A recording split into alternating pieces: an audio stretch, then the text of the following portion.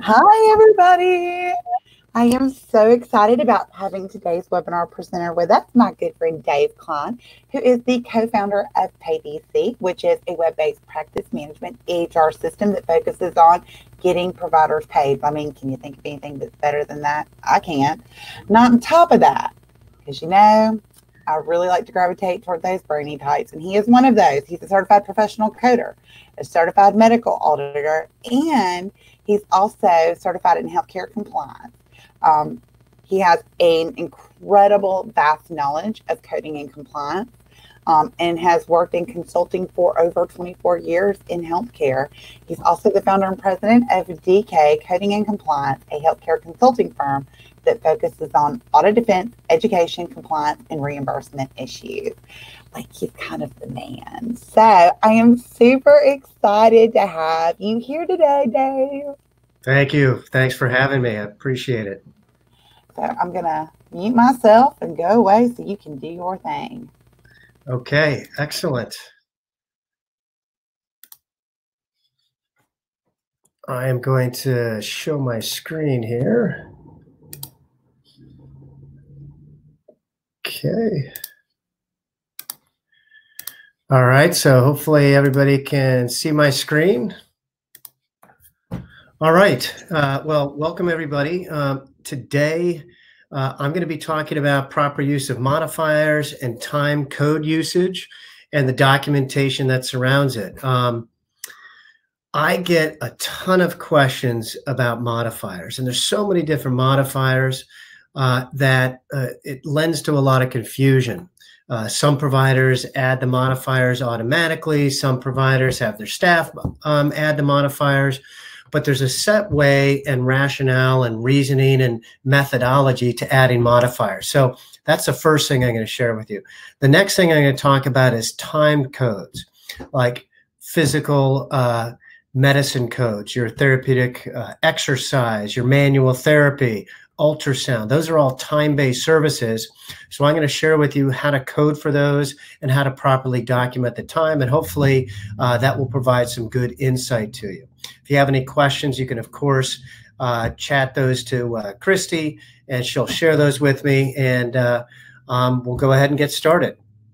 Of course, one of the things I do is I do a lot of work with attorneys, so I have your standard disclaimer here, and we'll just move right along. Okay, so let's go ahead and start with modifiers. What determines when we need to use a modifier? And most of the time, we're dealing with something called the National Correct Coding Initiative, or NCCI, and that was developed by the Centers for Medicare and Medicaid Services. And basically, it was developed to promote accurate and correct coding methodologies and, limiting improper payments by Medicare Part B claims. The edits were based on the AMA CPT manual, the national and local policies and edits, coding guidelines by your societies, including the ACA, AMA, analysis of standards for medical and surgical practices, and of course, best practices when it comes to coding. So there's a lot of input when it comes to what codes bundle and what codes don't. Now, some of the rationales when it comes to these edits, I am not sure as to why they have it. They don't explain why many times why there is edits. So we're left guessing on some of them, but they are the rules. And so these are, the things that you should pay attention to when it comes to when a modifier is needed, when it's not needed, and if it's applicable to the coding combination that you're using. So is CMS the only authority? No. However, most payers follow the National Correct Coding Initiative.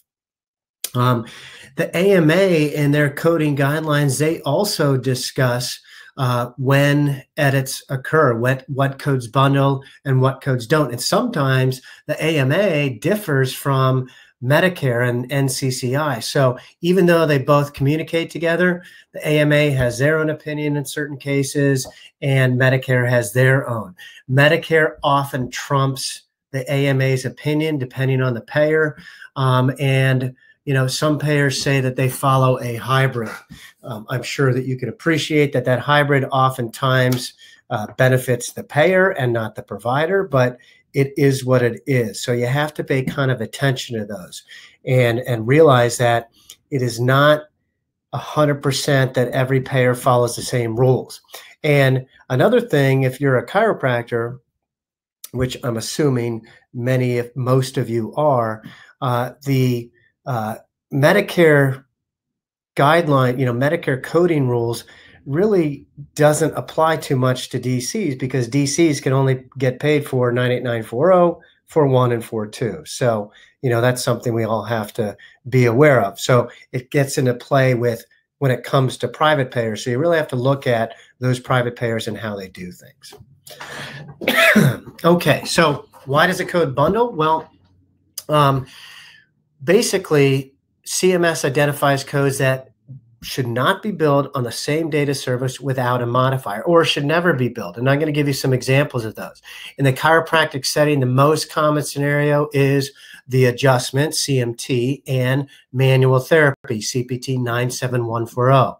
Most of the time, those two services, when billed, or all the time when those two services billed, you would, in order to be paid for both, you would have to add a modifier to the 97140.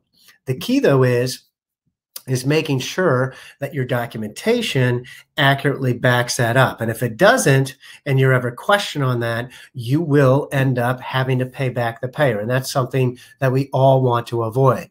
The other thing that you have to be careful of is overutilization. If you use that coding combination, let's say for every patient in every scenario, that can result in the potential for audit as well. So using those modifiers often triggers those flags, or red flags, as people often refer to. So how does the NCCI work? How does the National Correct Coding Initiative work, and how do we determine which codes bundle and which codes don't? So basically, there's modifier indicators. Modifier indicator 0 says that, hey, there is no modifier associated with these two coding pairs that should be paid. In other words, you cannot use a modifier. These two codes are mutually exclusive. You can never bill them together. So no matter what modifier you use, these two services will be denied. Okay, so that's the first modifier indicator. The second modifier indicator is number 1. And that says, look, you can use this code pair under certain circumstances when appropriate. So yes, there is an edit, but if you add the appropriate modifier, then you can get reimbursed for these two codes. And then the third indicator is 9. Basically, there's no edit. There's nothing applied. You don't need a modifier. These two codes never bundle or anything like that, so you don't have to worry about it. Nothing, there's no issue involved. And certain codes have that status. So if we apply that to codes we often use in our practice, you can see here's a little excerpt out of the NCCI coding edits table. And again, it's free online. You can see this link down here. And you could just Google CMS, NCCI edit, and it will take you to the homepage, and you can download an actual, I think it comes in a zip file, and then you unzip it, and you can extract the Excel file and you search for the code combinations. So the column 1 code, that would be listed as a primary code. So you can see 98940 and then 98941. Those are my column 1 codes. The column 2 codes are your therapies, your modalities, and maybe some other CMT codes. So if we take a look at column 1, we've got the 98940. The first code that we list there in column 2 is the 97112. That's neuromuscular education. And you can see over on the right, there is a modifier indicator of 1. Now, what that means is that under certain circumstances, you can add a modifier, namely the 59 modifier, and these two codes should be paid based on proper coding rules. Okay. Now, again, your documentation needs to support that, but that is how the table works.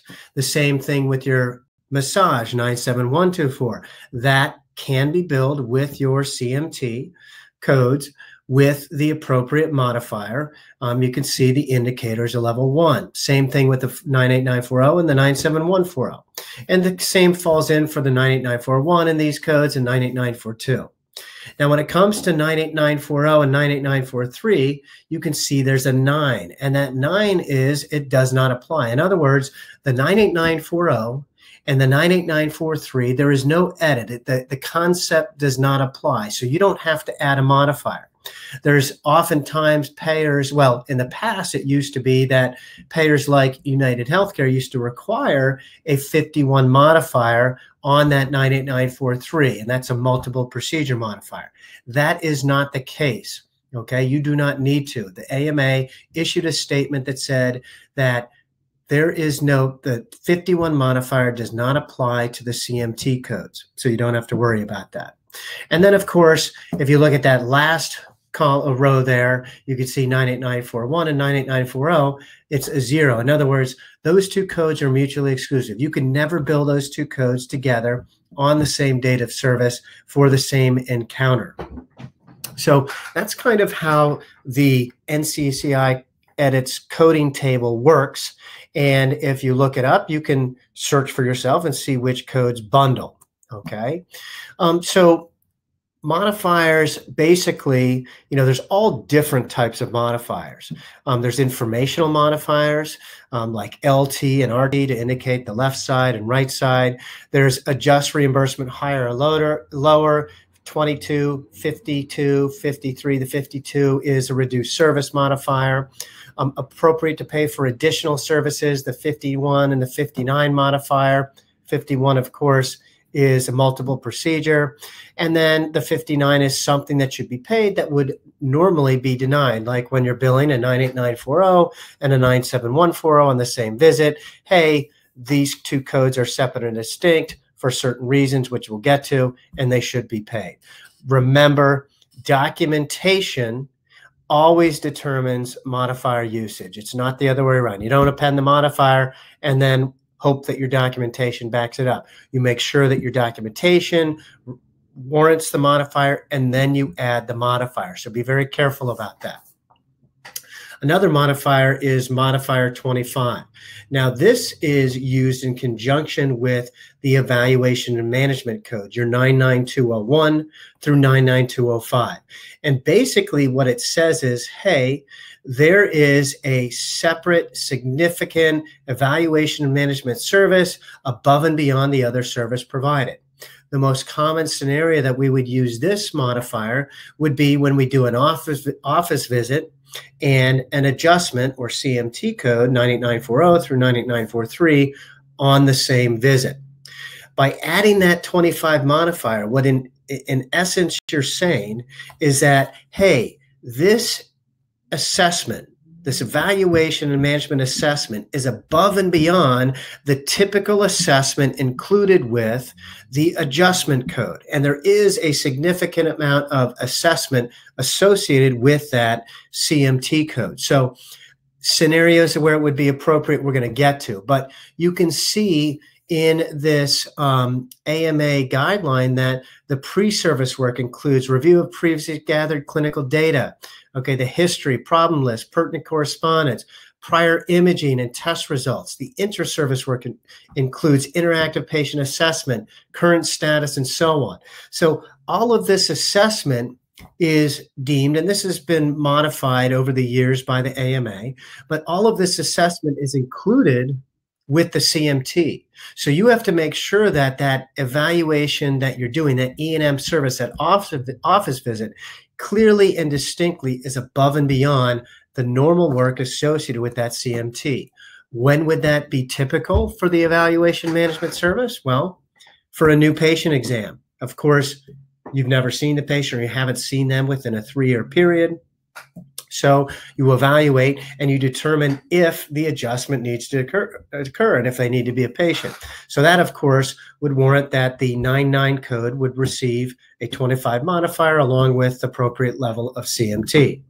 Reevaluations, they would also typically warrant. I mean, the tests and measurements you do in that initial exam are not performed on an everyday basis with your CMT. So typically, every month or so, 30 days per Medicare, per many Blues, I know other payers have different view on that, but approximately once a month, every 30 days, you should reevaluate and see how that patient is progressing based on your initial examination results. So you go through, you do that reeval, typically again every 30 days. Now, not all payers agree with that, but the majority do. It is the standard of care, and you should be paid as long as you document appropriately and draw comparisons, of course. Exacerbations, you want to make sure that it is a significant exacerbation.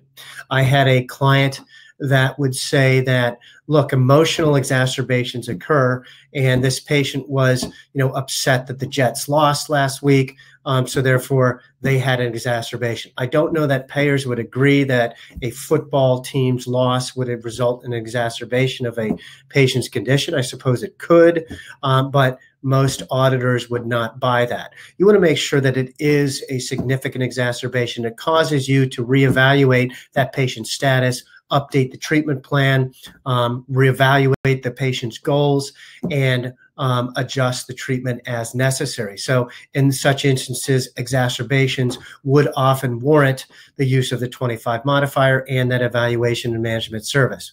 Then, of course, if they present with a new condition, let's say you're working on a patient's low back, and then they come in with a neck injury or a shoulder injury, that evaluation would probably be more focused on that new injury. So you would adjust the back, bill for the CMT, and then, of course, you would evaluate that new complaint. You might adjust that new complaint as well as necessary, but that, again, would warrant the fact. You want to make sure that these are clearly documented, especially when it comes to reevaluations, because it's a time-based service. And because if you're audited, most reviewers aren't looking back to when you did your last reeval. So what I recommend to providers, if you're going to bill for a reeval in a 30-day period, or after that, I would put down the date that your last evaluation was performed. So in the event you're audited, it's very clear that, hey, this was more than 30 days ago that I did my last eval. Now I've got to reassess that patient, see where they're at,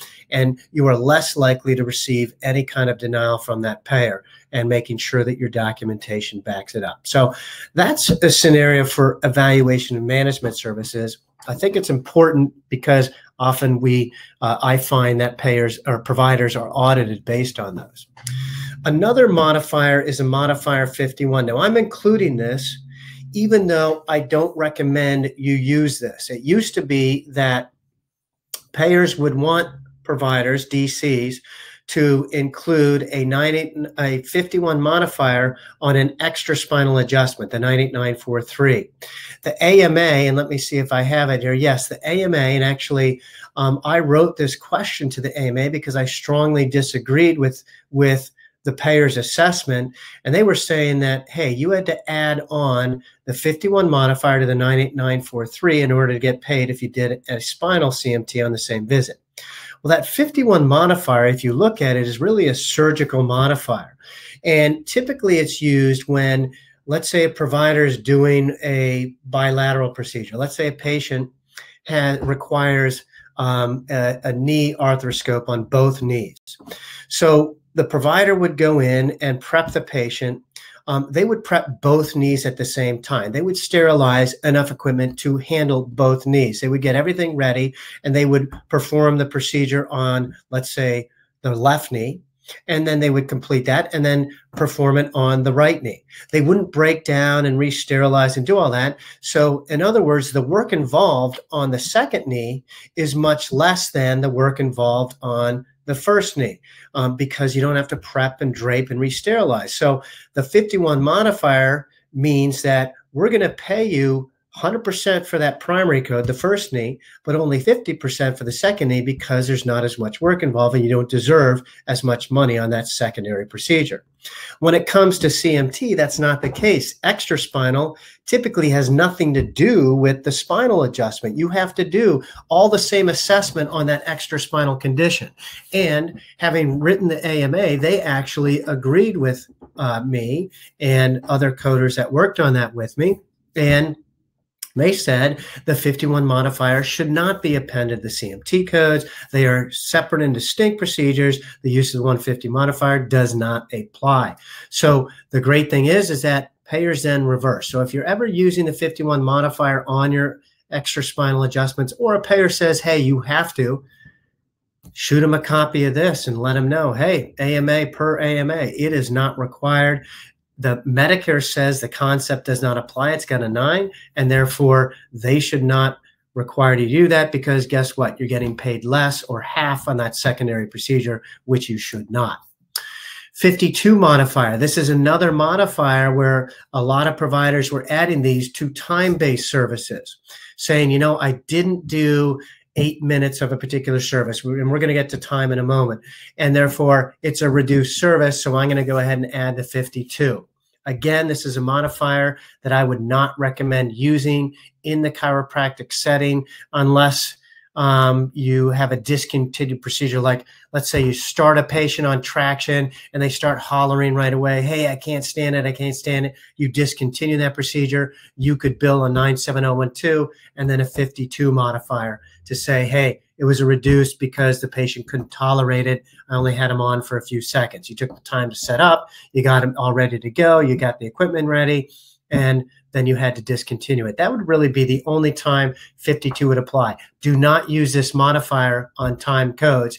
And you can see right here that the AMA in March of 2014 said it's not appropriate to append modifier 52 reduced services to codes 97110 through 97546, which is basically all of the therapeutic procedures. A minimum of 8 minutes must be performed. Again, we're going to get to time services, but because it involves a 52 modifier, I wanted to make sure that you were aware of that. Okay, now let's get to the big one, the 59 modifier. This is the most common modifier used in the entire country. Okay, in fact, Medicare changed and want you to modify the modifier. They created an X modifier or multiple X modifiers to help define the 59, because in their opinion, so many providers use this modifier incorrectly, whether they don't need to apply it or they don't understand how to apply it, or they're adding it to the wrong codes.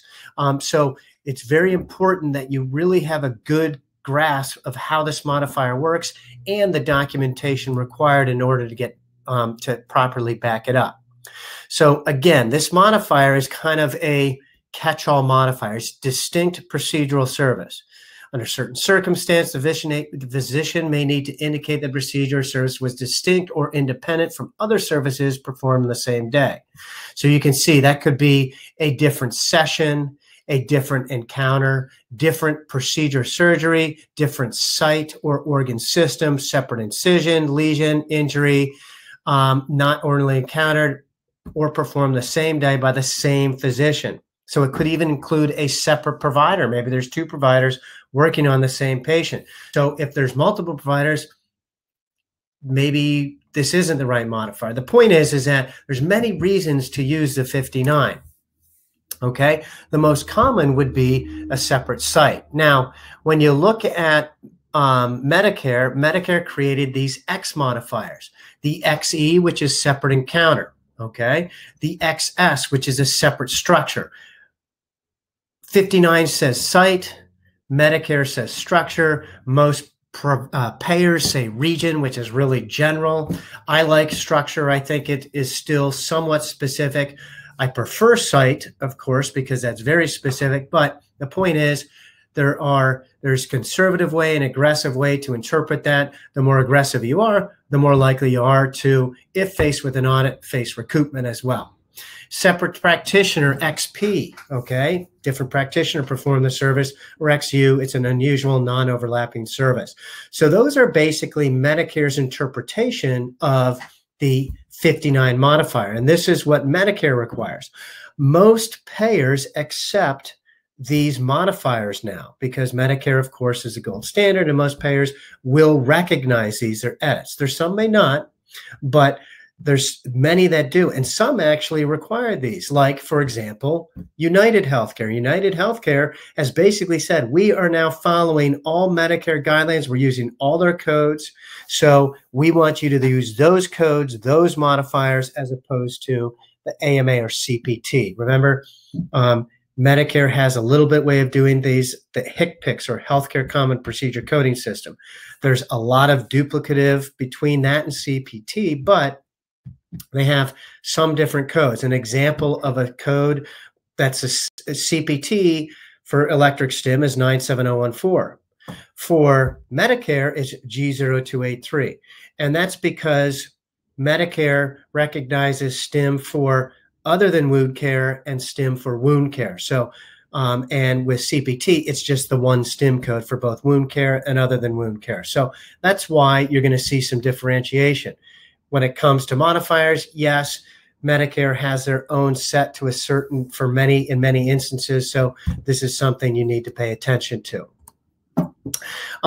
When does the 59 modifier really apply to chiropractic services? Well, in most instances, when CMT and neuromuscular reeducation are performed, 97112, when CMT and massage therapy are performed, 97124, and when CMT and 97140 manual therapy are performed.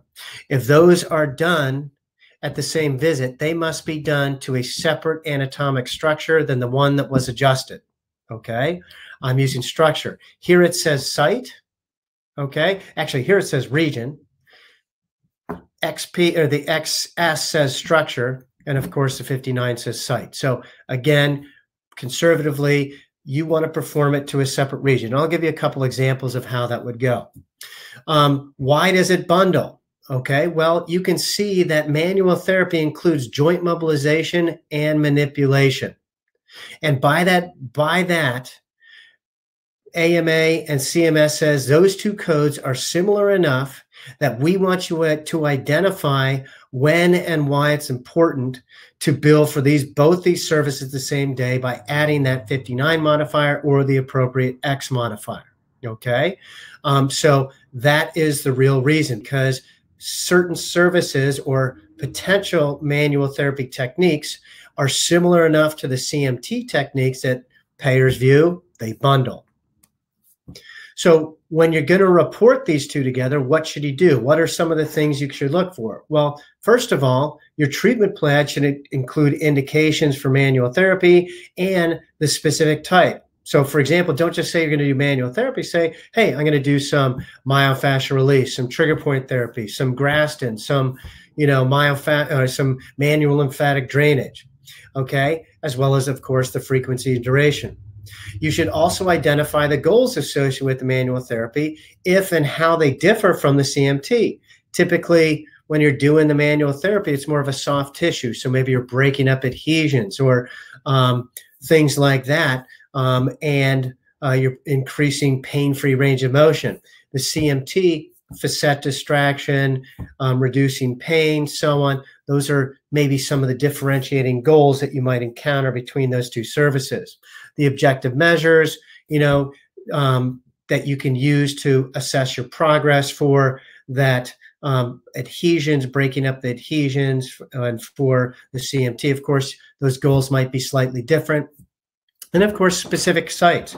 You should list the specific segmental levels that you're adjusting, as well as the specific muscles you are targeting, to clearly show that they are separate and distinct. They're separate anatomic regions / structures that you're treating. So therefore, if anybody does question you, it's clear cut.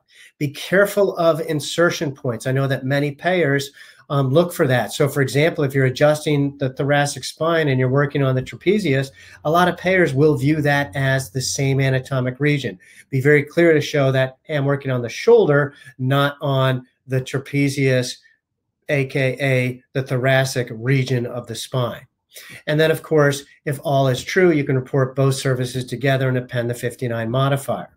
I would be very careful to make sure that the documentation is the thing driving the code or the modifier, not the fact that your billing company or your billing team wants to get paid, or that your EHR system automatically adds a 59 modifier, regardless of what code you're billing it with. It's you bill manual therapy 97140, that 59 is always appended. I think that's very dangerous. In fact, the OIG, Office of Inspector General, they're like the policeman for Medicare, they actually said that could be viewed as fraud. And I know that all of you want to avoid that. So be very careful with that. So let's take a look at an example. We've got patient A, and please forgive my very basic diagnoses, but we have patient A that's diagnosed with pain in the thoracic spine, M54.6, and a thoracic subluxation, M99.02. They also have muscle spasm in the back, M62.830.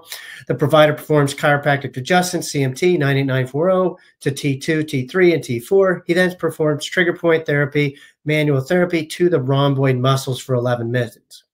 In many instances, or the majority of instances, the manual therapy would not be reimbursable, okay?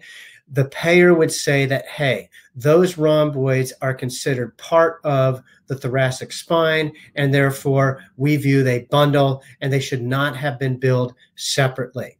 So again, this comes down to muscle insertion and origin point, and you need to be aware of that. You're the clinicians, you know better than I do. So be very careful how you document that. So that's example one. Example two is patient B is diagnosed with neck pain and neck subluxation, as well as adhesive capsulitis of the right shoulder. The provider performs a CMT to the C2, C3, and then also he or she then performs myofascial release to the patient's right shoulder for 13 minutes. The manual therapy would be reimbursable because it's very clearly documented as the shoulder.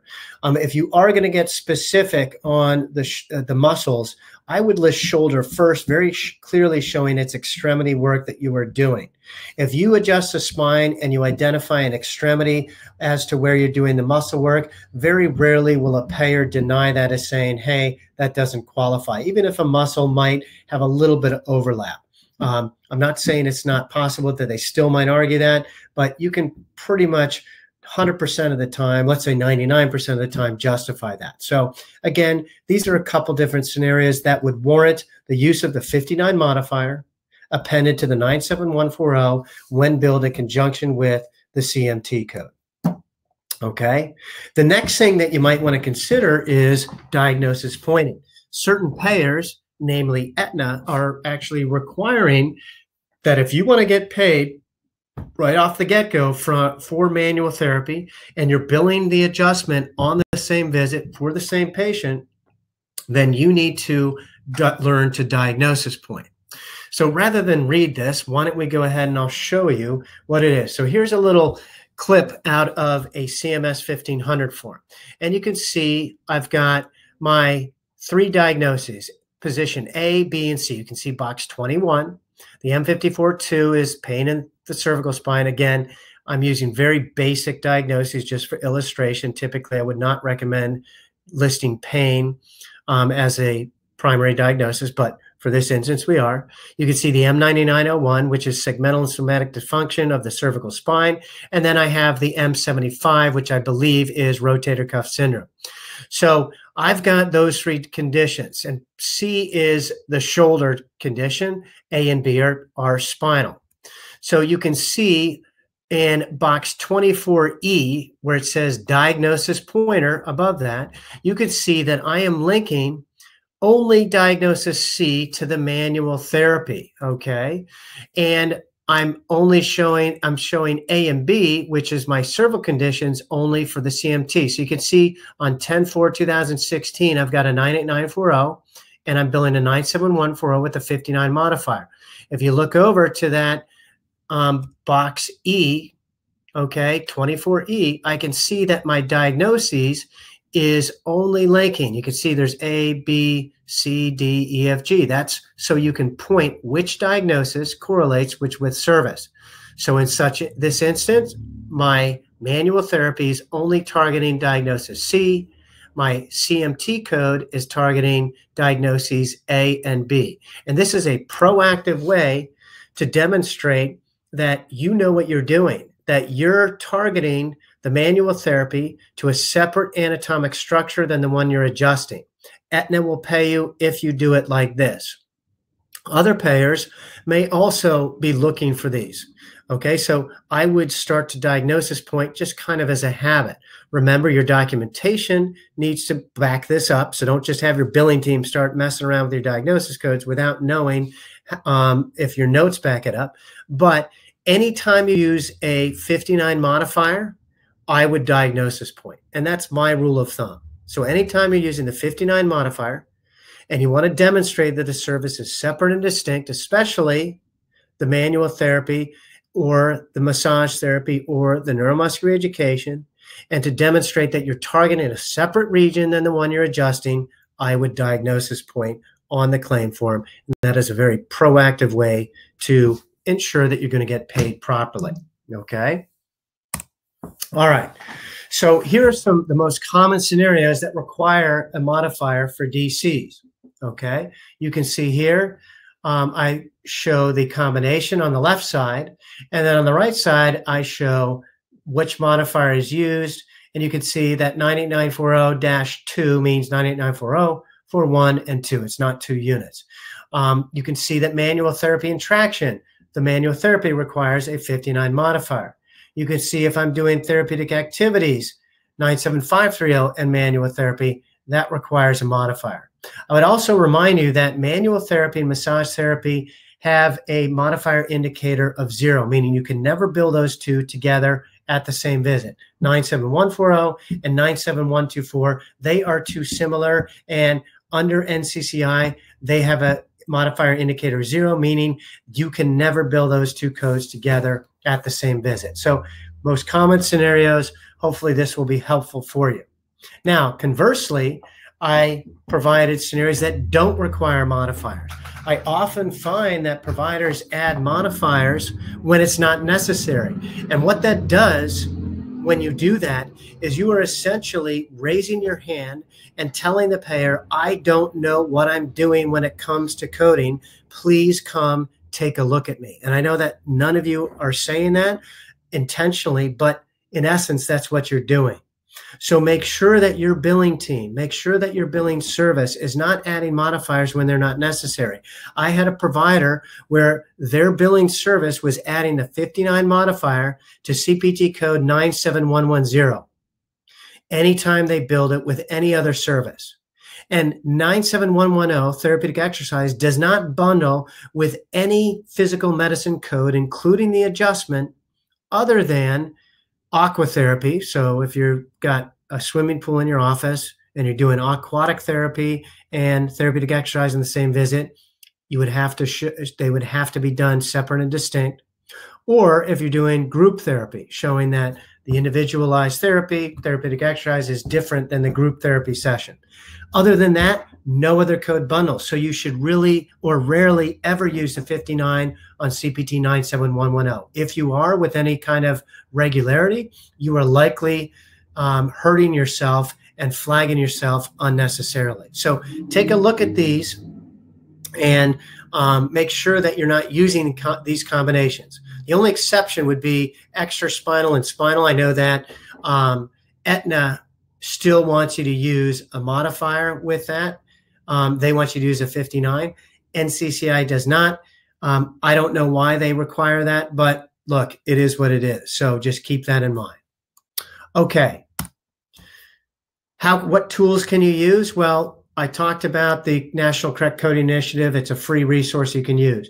You can go to ChiroCode. They have an edit tool that you can run. AAPC, the American Academy of Professional Coders, of which I'm a member, they also have a edit tool that you can plug in codes and see if they bundle. And then, of course, Find a Code. That is another resource that I use that you can see. They've got really cool things. You plug in the codes and it tells you, yep, these bundle, no, these don't. And here's the most common modifiers you would use if you want to build them together. So I would use those resources when dealing with bundling, and hopefully that will help you. So there's my spiel on modifiers. I hope you found that helpful. And here's the NCCI edit tool from Find a Code. Again, I don't get any financial benefit from showing you this, but this is what I use, and they've got an edit validator. I like it. It's my favorite. Okay. With that, because we talked a little bit about the 52 and time, I wanted to bring up the time-based services. And time-based services, again, this is another way that providers are frequently audited, and they don't always understand how you should document time services and how it works. So I'm going to give you a little overview on this. There used to be two different ways, okay? Used to be AMA had their own view and CMS had their own view. Oftentimes, payers develop their own policy, or they're more strict than Medicare, but Medicare really is the gold standard. And the key is that, remember, these codes, the time-based codes are all based on a 15-minute unit, not an 8-minute unit, not a 4-minute, not a 10-minute, but the average should be 15 minutes. And many private payers either have no stated policy or they simply follow AMA guidelines and Medicare. Either way, it's federal law, so you have to follow that standard. And I'm going to show you the standard that I would strongly recommend you follow. So what are the rules? Well, all physical medicine time-based codes require one-on-one contact, meaning you can't do more than one-on-one code to a patient at the same time. So therapeutic exercise, you can only provide therapeutic exercise to one patient at a time. That's it. Okay. One-on-one means one-on-one. It's not one-on-two. It's not one-on-three. It's one-on-one. One-on-one contact requires visual, verbal, and or manual contact with the patient throughout the entire procedure. Time is recorded based on constant one-on-one attendance. Okay. Remember, you can't do another service. You can't be adjusting a patient and watching someone out on the floor at the same time and billing for that. That is just not allowed. Any payer that finds that out will request monies back from you if they find out. The appropriate code is used for each 15-minute interval to one or more areas.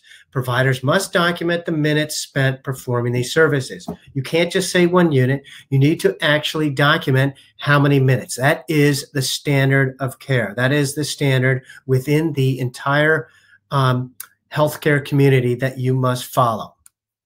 Okay. Medicare and the AMA state that services performed for less than 8 minutes should not be billed. You do 7 minutes. You do 6 minutes. You should not bill for that service. You must meet that 8-minute requirement. The average, based on the value of codes, should be 15 minutes. If you have a consistent pattern of billing for less than 15, then guess what? Payers could highlight that and say, you know what? This is inconsistent. You're underreporting, and we want some money back. Now, that would be the exception, not the rule, but keep it in mind that these codes are valued based on that 15-minute average. How are you supposed to document the minutes? Okay, some people say, well, you got to be the beginning and start and ending time. Medicare says there's two methods you can use. The length of treatment to the minute could be recorded, or the beginning and ending time. Some payers, I'm only seeing a couple out there, require that you do the beginning and ending time, but keep an eye out. Some might start to require that, and you want to make sure that you have a methodology for doing that. So total minutes recorded, 15 minutes spent performing what specific exercise, and of course, the beginning and ending time. So how does the time work? How do you bill for multiple units? Well, if you think of a clock, you see it starts at 0. When you get to 8 is the minimum, you can bill for 1 unit. But before you can bill for a second unit, you have to complete that full 15 minutes. Remember, the average time to do 1 unit is 15, and then you add another 8. So until you get to that 23-minute mark, you cannot bill for the second unit. You want to bill for 3 units, you finish that full second 15-minute unit, add 8, and now you get to 38, and so on. So basically, this is how the pattern works. 8 to 23, or less than 23 is 1 unit, 23 to 38, less than 38 is 2 units, and so on and so forth. The other key aspect that you need to understand is this is for combinations of time codes. In other words, if I bill 8 minutes of therapeutic exercise and 8 minutes of manual therapy, that's only 16 minutes. I did not meet that 23-minute mark, and therefore I can only bill 1 unit of one of those codes. I cannot bill for both. You have to make sure that you are calculating your time for combinations of codes. It's not just that single code. It's for multiple timed codes that you use, and all the time is cumulative. So keep that in mind. Very, very important. to understand that. The codes that are subject to time, constant attendance modalities, 97032, 97035. That's attended stim and ultrasound. Therapeutic procedures, 97110 through 97535. And then, of course, your acupuncture procedures, 97810 through 97814. These all follow that same 8-minute rule that you must abide by. If you don't, if your time is not documented and your records are requested and you are audited, you will likely have to pay back money. I have multiple cases that I'm working on right now that could be problematic, okay, for these providers. And some of them involve multiple, over $100,000. So you want to be very careful about how you document these time. The only code that really is not timed is the group therapy, 97150. Although you do need to do at least 8 minutes with each patient you're billing that for, you don't bill it in units. It's only a one and done. So you could do 8 minutes, you could do 58 minutes. It's still 1 unit of the group therapy, okay? What counts towards face-to-face time? Well, the AMA says there's pre, intra, and post-service time. So ultrasound. Let's say you're only setting up for 6 minutes, but it's not just the 6 minutes that you are actually applying the ultrasound. You have to program the device. You have to put that gel on. You have to clean up the gel. You got to document your time. All of that will add a couple minutes, if not more, to that time. So that counts according to the AMA. Medicare says only the intra-service time counts, okay? Meaning only this time spent performing the actual service counts. Do we get paid by Medicare for therapeutic procedures? The answer is no. Therefore, I think you're safe in including the pre, intra, and post-service time for anybody other than Medicare, okay? Because I think Medicare's view is a little bit harsh and a negative. But again, the counted as inter-service begins when the therapist or physician assistant working under supervision or therapist is directly working with the patient to deliver treatment services. I guess you could say the prep for the setup of the equipment and so on, that could be, but the post-service time, the cleanup, that may not count. So the point is, for everybody except for Medicare, I would include pre, inter, and post-service time with that time-based service, and I think that will be sufficient. I have never seen a payer give a provider a hard time for counting that. So that is just something that I think you are okay to do. Okay, so with that, I'm going to go ahead and turn it back over to Christy. If you have any questions, of course, you can reach out to me directly or through Christy, and hopefully you found some benefit with today's webinar. So Christy, back over to you if we have any questions. We do. We have lots of questions. So, let's see.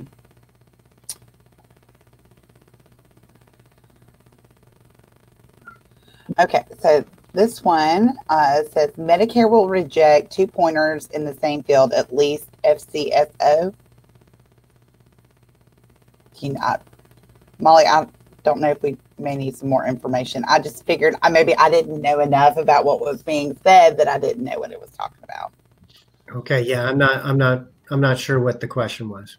Okay, next one. Why would, per the VA, see the 98943 code with an M99.08 rib fixation mobilization as bundling with the 98940 code? It shouldn't. It should not bundle. Those two should be separate and distinct. So I'm not sure why they would do that. I would definitely appeal that. When bundling the VA for 97124, do you need the 59 with the GP modifiers? It depends on the payer submitting to. If they're requiring the Medicare modifier, the GP modifier says that you're treating the patient under a physical therapy plan of care, and that's a Medicare only modifier. The VA might require it. I know that United Healthcare requires it as of April 1st. And so, yes, you would use both. If it bundles, you would use the GP and either the 59 or the XP modifier. So I'm thinking that helps to answer this next question too. It says, in these coding scenarios where you say don't require modifiers, are you only talking that they don't need a 59, but that they would still need a GP if therapy? That the GP only should be used for payers that require the GP. In many instances, like your Blue Cross Blue Shields, your Aetnas, your Cignas, they don't require the GP modifier. Only United Healthcare and potentially Medicaid and the VA. Other than that, I would not use the GP. But yes, that is for the 59 modifier. That is correct.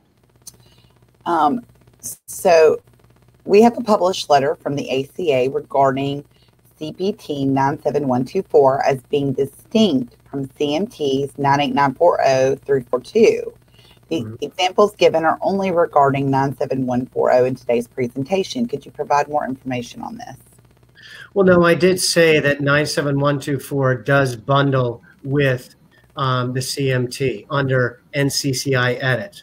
The fact that the ACA says that it doesn't, really, ACA unfortunately is not an authority when it comes to coding rules. They provide input, but ultimately the decision comes down to Medicare and NCCI and to the AMA, which is responsible for maintaining CPT. So if those two entities, the AMA and Medicare, require the 59 when it comes to 97124 and CMT, then that is the rule, and they are the authorities. Unfortunately, the ACA's opinion doesn't carry much weight with private payers. So that I would continue to add the modifier and make sure that it's separate and distinct by separate anatomic region.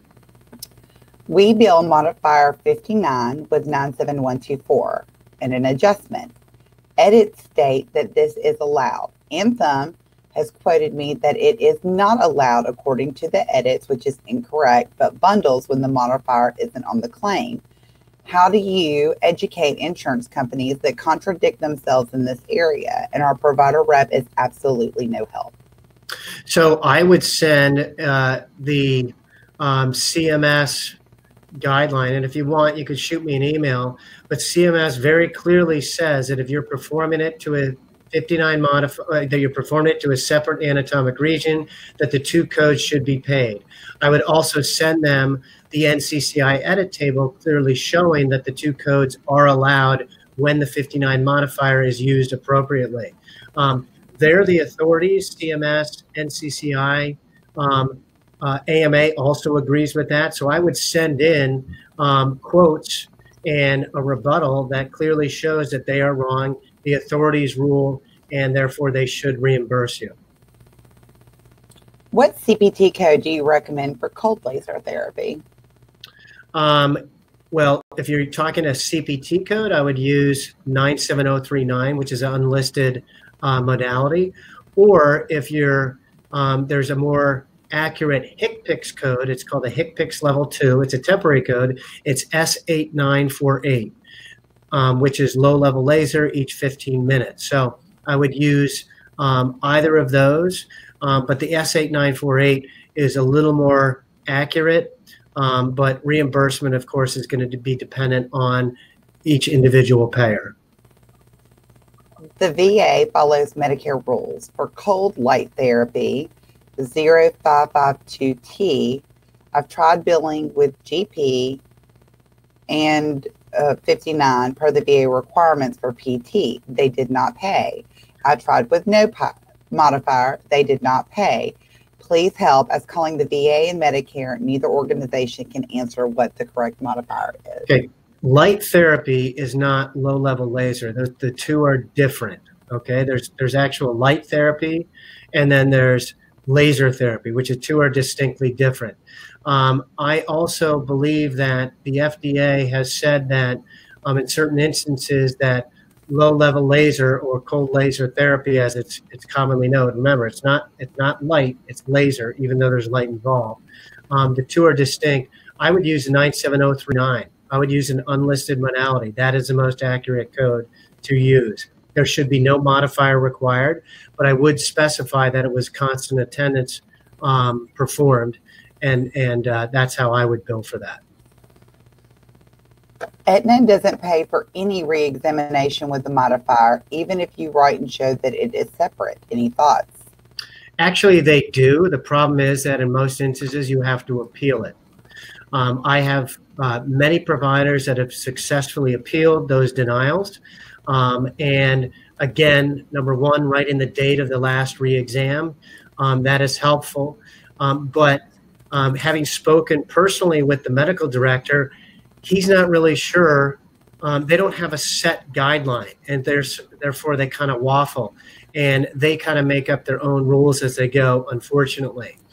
They will pay for separate, if it's a separate condition, they'll pay for exacerbations, they'll pay for new patients, but if it's a routine every 30-day reeval, they will question you on it. I would put the date of the last reeval, and I would also document as to why that the latest evaluation is important. You will have to appeal, as they will the most common scenario is them for deny, especially if in one of those random audits that they have going right now. So that's what I would do. Okay. Do we document time and type on SOAP notes, or do we need a separate report? No, time and type on SOAP notes, absolutely. And what code would you use for decompression? Decompression, it depends on what you're doing, but I would probably use either 97039, again, unlisted modality, or S990. Excellent. Excuse me. That was, I have to say, S99. That is the most questions the speaker has blown through in like 10 minutes ever. And for the record, I just want to say that the FINDA code is like my favorite also, just because it's like so easy to use. And I love it. Yeah, and it's not that expensive. I think you can get, you can add on all the services you want. You can get a basic model, and it's not that expensive. So I encourage providers to do it. It's like 10, 15 bucks a month, and it's worthwhile to me. Anyway. It is. It's probably like the easiest one I've ever tried, the easiest one to navigate, because Lord knows I've had to call you and Evan a time or 1,000 about coding questions. And it was probably Evan who was just like, will you just please use FINDA code? It will tell you exactly what I'm telling you. And he was right. So it's like super easy, and it gives a lot more information than some of the other coding options that are out there. So I want to thank you all for joining us for the webinar today. And again, if y'all have questions afterward, if you're watching the recording and you submit a question in the chat box, know that those questions are emailed to me. I will forward them to the team at PayDC and to Dave, and we'll get those answered for you. You can also reach out to them, Dave at paydc.com. Let's see, we have webinars again. We have another webinar tomorrow. I had to think about when that was. I have a webinar every day.